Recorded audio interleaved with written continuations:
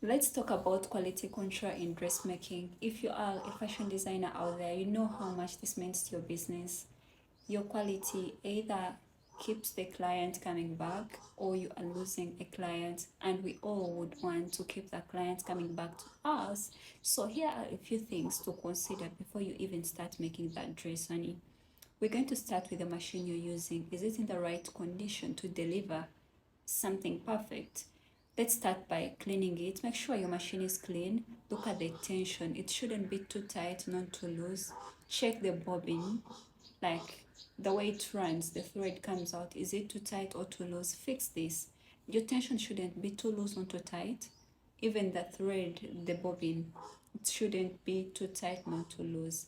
After check your stitches. Usually I use a 2.5 or a 3, like your stitches, the spacing of your stitches. They shouldn't be too tight and they shouldn't be too loose. After checking the tension, the stitches, check the needle.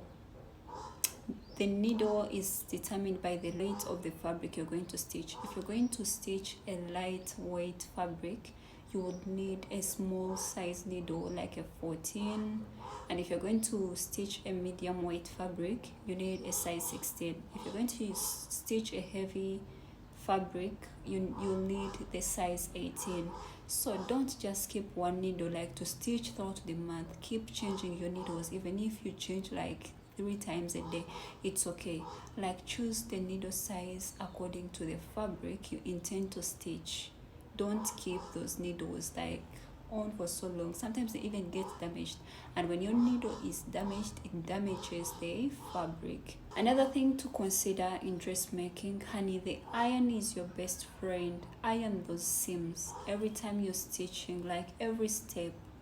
Whenever you're stitching, iron your seams, press them with heat and steam so that they sleep well. This will contribute a lot to the quality you're putting out there. Even when your clients look at the work you give them, they would appreciate. Let's talk about finishing. How do you finish these clothes? Finishing is not all about you overlocking the seams. No, it doesn't stop at overlocking. It entails the closure, how the dress will close, how will the person enter this dress. Have you ever experienced an instant where someone makes for you a dress but entering it is a struggle? Like the openings, like they put maybe a shorter zip, like the dress doesn't close well. Like always put into consideration, how will my client put on this dress and removing it. Like this should be an easy process, it shouldn't be a struggle, because that's how they get to tears.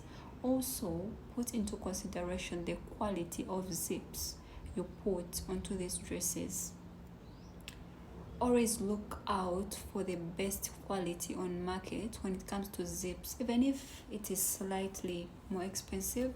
Like you can always explain this to your clients so that it's in their budget to get good quality. That's it for now. I stay as your fashion teacher, Joan Jed. To learn more, you would consider grabbing a copy of my book, The Fundamental Basics of Dressmaking. It would teach you a lot about the process of making good dresses. Until then, bye.